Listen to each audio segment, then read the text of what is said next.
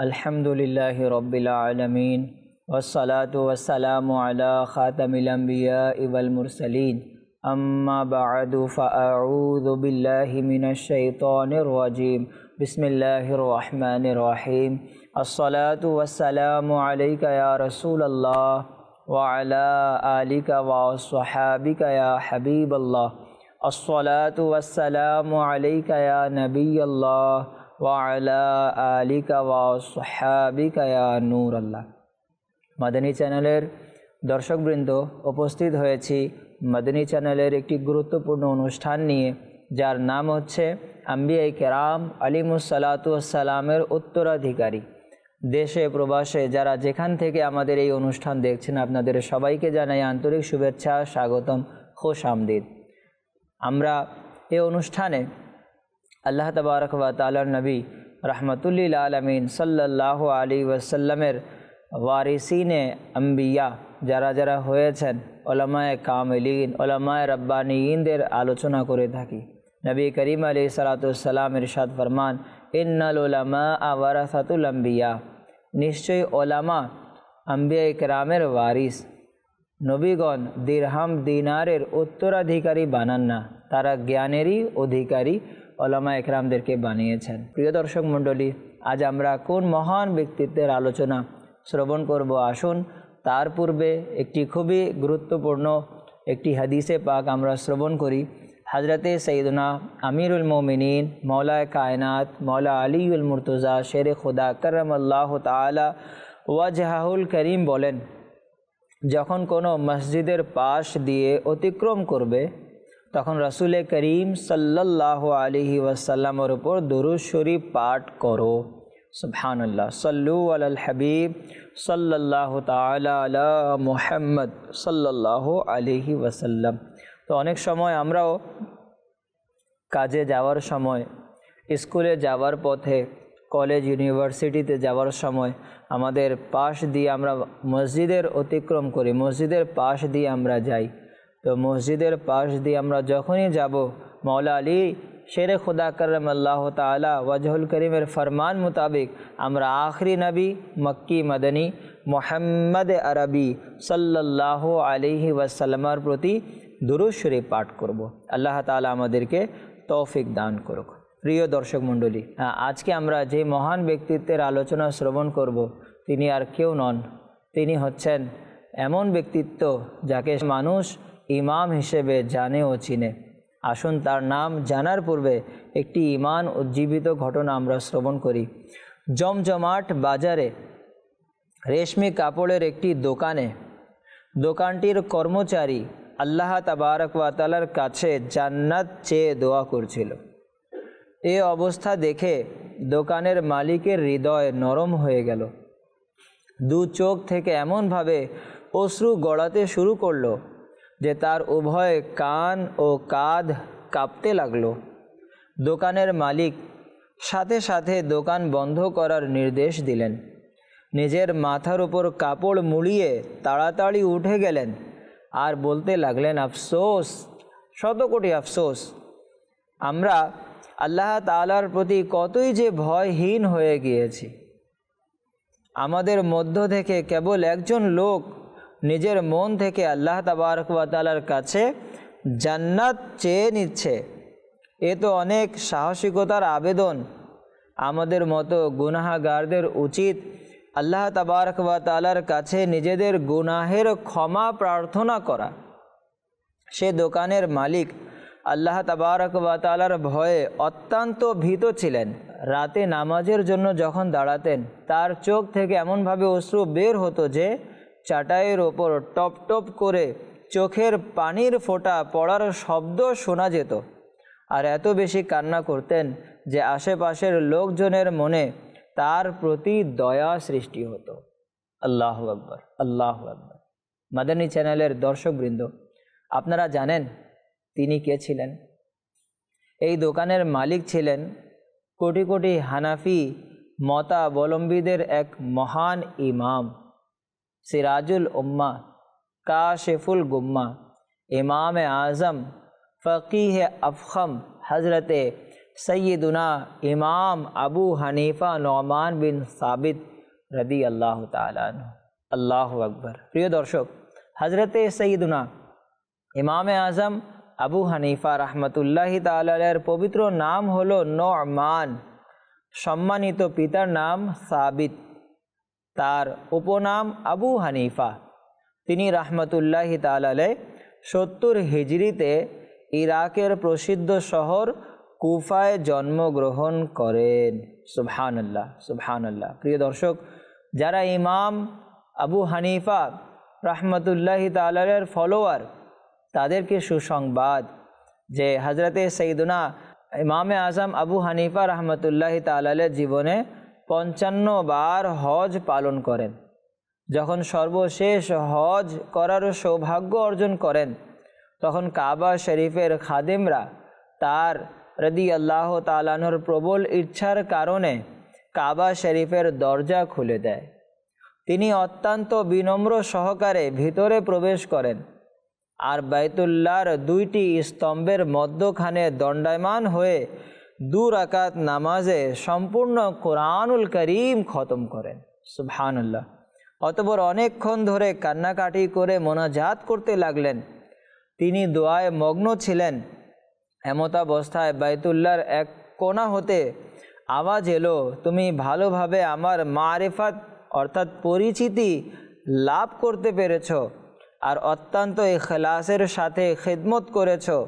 আমি তোমাকে ক্ষমা করে দিলাম আর কিয়ামত পর্যন্ত যারা তোমার মাযহাবের উপর অটল থাকবে অর্থাৎ তোমার অনুসারী হবে তাদেরকেও ক্ষমা করে দিলাম। সুবহানাল্লাহ, সুবহানাল্লাহ। তো প্রিয় দর্শক মণ্ডলী, আমরা কতই সৌভাগ্যবান যে সৈয়দুনা ইমামে আজম আবু হানিফা নোমান বিন সাবিত রাদিয়াল্লাহু তাআলা আনহুর দয়ায় দামান আমাদের হাতে রয়েছে। আলহামদুলিল্লাহ, আলহামদুলিল্লাহ। সুবহানাল্লাহি ওয়া বিহামদিহি সুবহানাল্লাহিল আযীম। আমাদের ইমামে আজম আবু হানিফা নোমান বিন সাবিত রাদিয়াল্লাহু তাআলা আনহুর উপর শাহেনশাহে উম্মতের বাদশাহ রাসূলুল্লাহ সাল্লাল্লাহু আলাইহি ওয়াসাল্লামের অনেক দয়া ও বদান্যতা ছিল যে মদিনা শরীফ জাদাহাল্লাহু শরফ ওয়া তাজিমানে যখন তিনি সরকারে নামদার হুজুর সাল্লাল্লাহু আলাইহি ওয়াসাল্লামের নুরানি রওজা পাকে উপস্থিত হয়ে এভাবে সালাম পেশ করেন, আসসালামু আলাইকা ইয়া সাইয়্যিদাল মুরসালিন। তখন রওজায়ে আনওয়ার হতে আওয়াজ এলো, ওয়া আলাইকাস সালাম ইয়া ইমামাল মুসলিমিন। সুবহানাল্লাহ। হযরতে সৈয়দুনা ইমামে আজমের মর্যাদা কত বেশি। প্রিয় দর্শক, আজও আমরা মক্কা মদিনায় যাই, আজও আমরা রসুলে পাকের দরবারে হাজিরি দেই, উপস্থিত হই, আমরা সালাম পেশ করি। কিন্তু মনে রাখবেন, আমাদের নবী রহমাতুল্লিল আলামিন সাল্লাল্লাহু আলাইহি ওয়াসাল্লামকে আমরা যখনই মদিনা শরীফে গিয়ে সালাম পেশ করি না, আমাদের নবী হচ্ছেন এমন নবী যে উম্মতের সালাম দেওয়ার আগেই নবী মুস্তাফা সাল্লাল্লাহু আলাইহি ওয়াসাল্লাম উম্মতিকে সালাম দিয়ে দেন। তো আমরাও সালাম দেই, কিন্তু আমাদের ইমামে আজমের মান সম্মান মর্যাদা কতই না বেশি ছিল যে যখনই তিনি রসুলে পাকের দরবারে সালাম পেশ করেন, তখন রওজায়ে আতহার হতে নবী পাক আলাইহিস সালাতু ওয়াস সালাম সালামের উত্তর দিয়ে এই উপাধি দ্বারা ভূষিত করেন, ওয়া আলাইকাস সালাম ইয়া ইমামাল মুসলিমিন, অর্থাৎ মুসলমানদের ইমাম তোমার প্রতিও সালাম বর্ষিত হোক। আল্লাহু আকবার। তো আমরা সৌভাগ্যবান যে আমরা এমন ইমাম পেয়েছি যে ইমামের উপাধি দিয়েছেন স্বয়ং রসুল করিম সাল্লাল্লাহু আলাইহি ওয়াসাল্লাম। হজরতে সৈয়দুনা ইমামে আজম আবু হানিফা রাদিয়াল্লাহু আনহু যখন ইলম অর্জন থেকে অবসর হলেন, তখন তিনি নির্জনতা অবলম্বনের ইচ্ছা পোষণ করলেন। আল্লাহ পাকের নির্জনতার ইবাদত করার ইচ্ছা পোষণ করলেন। তিনি এক রাত্রে স্বপ্নে নবী মুহাম্মদ মুস্তাফা সাল্লাল্লাহু আলাইহি ওয়াসাল্লামের দিদার লাভ করলেন। রসুল করিম সাল্লাল্লাহু আলাইহি ওয়াসাল্লাম ইরশাদ করলেন, হে আবু হানিফা, আল্লাহ তাআলা তোমাকে আমার সুন্নতকে পুনরুজ্জীবিত করার জন্য সৃষ্টি করেছেন। তুমি কখনো নির্জনতা অবলম্বনের ইচ্ছা পোষণ করো না। সুবহানাল্লাহ। অর্থাৎ তুমি যাও, আমার সুন্নতকে জীবিত করো, দ্বীনে ইসলাম প্রচার করো, তুমি নির্জনতা অবলম্বন করো না। এমন ছিল আমাদের ইমামে আজম আবু হানিফা রাহমাতুল্লাহি তাআলা আলাইহি। নবী করিম সাল্লাল্লাহু আলাইহি ওয়াসাল্লাম স্বপ্নে তশরিফ এনে ইমামে আজম রাদিয়াল্লাহু আনহুকে উৎসাহ প্রদান করেন এবং সুন্নাতের খিদমত আঞ্জাম দেবার জন্য আদেশ দেন, যার ফলশ্রুতিতে আমাদের ইমামে আজম রাদিয়াল্লাহু আনহুর সুন্নাতের খিদমতে আত্মনিয়োগ এবং ইবাদতের প্রতি নিজের আগ্রহের অবস্থা লক্ষণীয়। যেমন হযরতে মিসআর বিন কিদাম রাদিয়াল্লাহু তাআলা আনহু বলেছেন, একদা আমি ইমামে আজম আবু হানিফা রাদিয়াল্লাহু আনহুর মসজিদে হাজির হলাম। দেখতে পেলাম ফজরের নামাজ আদায় করার পর তিনি রাদিয়াল্লাহু আনহু লোকজনকে কেবল নামাজের বিরতি ছাড়া সারা দিন ইলমে দ্বীন শিক্ষা দান করছেন। সুবহানাল্লাহ, সুবহানাল্লাহ, আল্লাহু আকবার। এশার নামাজের পর তিনি রাদিয়াল্লাহু আনহু আপন ঘরে ফিরে গেলেন। কিছুক্ষণ পর সাদা পোশাক পরিধান করে আতর লাগিয়ে সুগন্ধিতে চারিদিকে সুরভিত করে আপন নুরানি চেহারা নিয়ে ফিরে এসে মসজিদের এক কোনায় নফল নামাজে মগ্ন হয়ে গেলেন। যখন সুবহে সাদিক হলো তখন তিনি রাহমাতুল্লাহ আলাইহি আপন ঘরে তশরিফ নিয়ে গেলেন এবং পোশাক পরিবর্তন করে আবার আগমন করলেন। অতঃপর ফজরের নামাজ জামাত সহকারে আদায় করার পর গতকালের ন্যায় এশা পর্যন্ত পাঠ দান অব্যাহত রাখলেন। সুবহানাল্লাহ। আমি ভাবলাম তিনি রাদিয়াল্লাহু তাআলা আনহু অত্যন্ত ক্লান্ত হয়ে গিয়েছেন, আজ রাতে অবশ্যই বিশ্রাম নেবেন। কিন্তু দ্বিতীয় রাতেও তার একই আমল অব্যাহত ছিল। তৃতীয় দিন ও রাত একই অবস্থায় অতিবাহিত করলেন। আমি অবাক হয়ে খুবই প্রভাবিত হলাম। সিদ্ধান্ত নিলাম যে সারা জীবন তার খিদমত করতে থাকব। অতএব আমি তার মসজিদেই অবস্থান গ্রহণ করলাম। আমার অবস্থানকালে ইমামে আজম আবু হানিফা রাদিয়াল্লাহু তাআলা আনহুকে দিনে কখনো রোজাবিহীন আর রাতে কখনো ইবাদত ও নফল নামাজে উদাসীন অবস্থায় দেখিনি। সুবহানাল্লাহ, সুবহানাল্লাহ। অবশ্য তিনি জোহর নামাজের পূর্বে সামান্য বিশ্রাম নিতেন। প্রিয় দর্শক মণ্ডলী, কোরবান যান ইমামে আজম আবু হানিফা রাহমাতুল্লাহি তাআলা আলাইহির প্রতি। ওনার খাদিম বলছেন, আমি কখনো ইমামে আজমকে দিনের বেলায় রোজাবিহীন অবস্থায় দেখিনি, সব সময় সর্বদা রোজা অবস্থায় ছিলেন। তা আমাদের ইমাম সারাটা জীবন রোজা রেখেছেন, আর আমরা আমাদের ইমামকে অনুসরণকারী।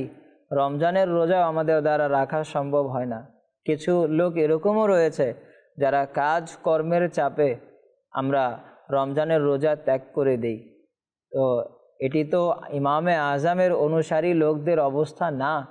আমাদের ইমাম তো সারাটা জীবন সারাটা বছর রোজা রাখতেন, আর ইমামে আজমকে জাননেওয়ালা ইমামে আজমকে অনুকরণকারী রমজানের রোজাও রাখবে না, এটা কিভাবে হতে পারে?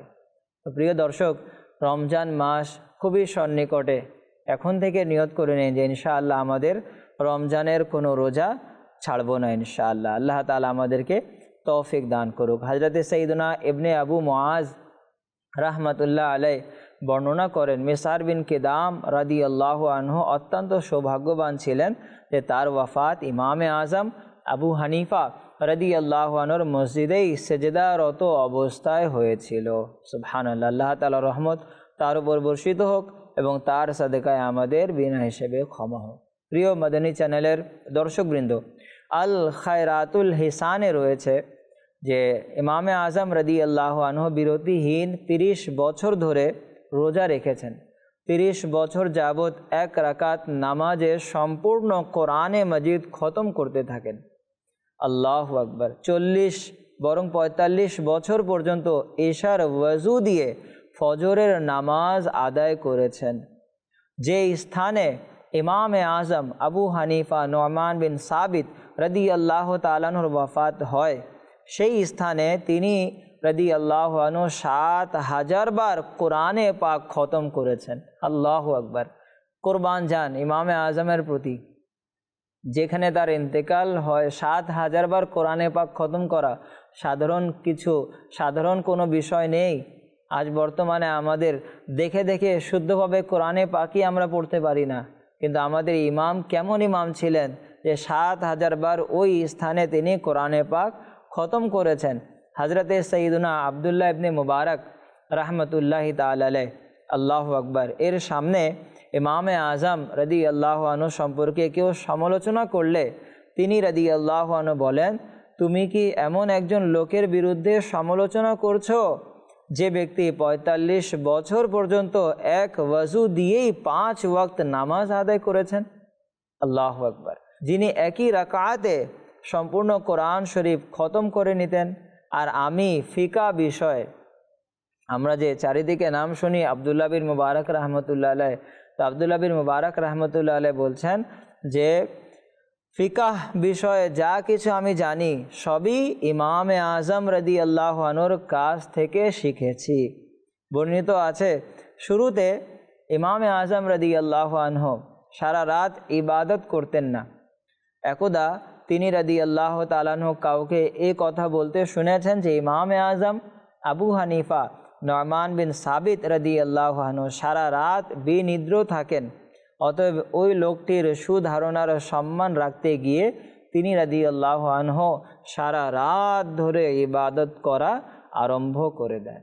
সুবহানাল্লাহ, সুবহানাল্লাহ। প্রিয় দর্শক, এ হচ্ছে ইমামে আজম আবু হানিফা রাদিয়াল্লাহু আনহু। লোকদের ধারণা যাতে মিথ্যা না হয়, ওই ধারণাকে সত্য করার জন্য তার মাঝে যে আমল ছিল না সে আমলটা তিনি বাস্তবায়ন করলেন। পক্ষান্তরে আমাদের অবস্থা কি? আমরা তাহাজ্জুদ আদায় করি না, কিন্তু ভুলবশত কেউ যদি জেনে যায় আমি তাহাজ্জুদ আদায় করি, তো আমরা ফুলে যাই। আমরা নিজেদেরকে নেককার মনে করি, আমল করিনি কিন্তু নিজেদেরকে নেককার মনে করি। আল্লাহ ওয়ালাগণ আমল করে নিজেকে কিছু মনে করতেন না, আমরা আমল না করে নিজেকে অনেক কিছু মনে করি। আল্লাহু আকবার। কোরবান যান ইমামে আজম নুমান বিন সাবিত রাদিয়াল্লাহু তাআলা আনহুর প্রতি তার ইবাদতের মনোযোগ, ইবাদতের প্রবলতা কেমন ছিল, তিলাওয়াতের শখ জক কেমন ছিল। ইমাম আবু ইউসুফ রহমতুল্লাহি তাআলা আলাইহি বলেন, ইমামে আজম আবু হানিফা নুমান বিন সাবিত রাদিয়াল্লাহু তাআলা আনহু রমজান মাসে ঈদের দিন সহ ৬২ বার কোরআনে পাকের খতম আদায় করতেন। আল্লাহু আকবার। কিভাবে? দিনে এক খতম, রাতে এক খতম, তারাবিতে সারা মাসে এক খতম, আর ঈদের দিন এক খতম। সুবহানাল্লাহ। ৩০ দিন রমজানের তারাবিতে একটি খতম আর ঈদের দিন এক খতম কোরআনে পাক করতেন ইমামে আজম। এভাবে তিনি 62 বার ৬২ বার পবিত্র কোরআনুল করিম খতম করতেন রমজান মাসে। সুবহানাল্লাহ। তিনি রাদিয়াল্লাহু আনহু প্রচুর সম্পদ দান করতেন, ইলম শিক্ষা দানে খুবই ধৈর্যশীল ছিলেন, নিজের সম্পর্কে কৃত সমালোচনা কেবল শুনে থাকতেন, একটু রাগ করতেন না। সুবহানাল্লাহ। প্রিয় দর্শক মণ্ডলী, রমজান মাস আসে, আমরা সবাই ধাবিত হয়ে যাই টাকা উপার্জন কিভাবে করব। কিভাবে বেশি টাকা উপার্জন করা যায়। সিজন চলে এসেছে কিসের? টাকা উপার্জনের। আল্লাহ আল্লাহ। প্রিয় দর্শক, হালাল টাকা উপার্জন করা সওয়াবের কাজ, কিন্তু এত মগ্ন না হয়ে যাওয়া যে আমরা ইবাদত থেকে উদাসীন হয়ে যাই। অবশ্যই মাস, সিজনের মাস চলে এসেছে, কিন্তু বুজুর্গানে দিন রাহিমাহুমুল্লাহুল মুবিনদেরও সিজনের মাস ছিল এটি। কিসের? নেকির মাস, ইবাদতের মাস। কেননা এইগুলো মাসে, রমজান মাসে নফলের সওয়াব ফরজের সমান, ফরজের সওয়াব 70 গুণ বেশি করে দেয়া হয়। যে ব্যক্তি রমজান মাসে একবার সুবহানাল্লাহ বলে, অন্য মাসে 1000 বার সুবহানাল্লাহ বলার চেয়ে উত্তম হচ্ছে রমজান মাস। তো আউলিয়ায়ে কামিলিন রমজান মাসে তারা ইবাদত করতেন, সিজনের মাস ছিল তাদের। আসুন না আমরাও তাদেরকে অনুসরণ করি। আমরা হালাল উপার্জন তো করব, কিন্তু আল্লাহ পাকের ইবাদত থেকে আমরা বঞ্চিত হব না। আল্লাহ তাআলার ইবাদত আমরা ছেড়ে দিব না ইনশাআল্লাহ। আল্লাহ তাআলার ইবাদতও করব এবং হালাল উপার্জনও করব ইনশাআল্লাহুল কারীম। আল্লাহ তাআলা এই হালাল উপার্জনে আমাদের এত বরকত দিয়ে দিবে আমরা কল্পনাও করতে পারবো না। সুতরাং আমরা সবাই প্রস্তুতি নিয়ে এই ইবাদতের জন্য। তাজকিরাতুল আউলিয়া কিতাবে রয়েছে হযরতে সৈয়দনা দাউদ তাই রাহমাতুল্লাহ আলাইহি তিনি বলেন, আমি ইমামে আজম রাদিয়াল্লাহু তাআলা আনহুর খিদমতে 20 বছর ছিলাম। একাকিত্বে কিংবা লোক সমকক্ষ, একাকিত্বে কিংবা লোক সমক্ষে অর্থাৎ একা অবস্থায় কিংবা লোকের সামনে ইমামে আজম রাদিয়াল্লাহু আনহু কখনো খালি মাথায় আমি দেখিনি এবং কখনো পা প্রসারিত করা অবস্থায়ও দেখিনি। একবার আমি আরজ করলাম, হুজুর, একাকিত্বে তো আপনি একটু পা প্রসারিত করতে পারেন। তিনি রাহমাতুল্লাহি আলাইহি বললেন, জনসমক্ষে লোকজনের সম্মান করব, একাকিত্বে আল্লাহ তাআলার সম্মান করব না, তা আমার দ্বারা হতে পারে না। আল্লাহ পাকের সাথে লজ্জা শরম করা এটি ছিল আউলিয়া কেরামের গুণ, সিফাত। ইমামে আজম রাদিয়াল্লাহু তাআলা আনহু লোকদের সামনে পা প্রসারিত করবেন না সম্মানের কারণে।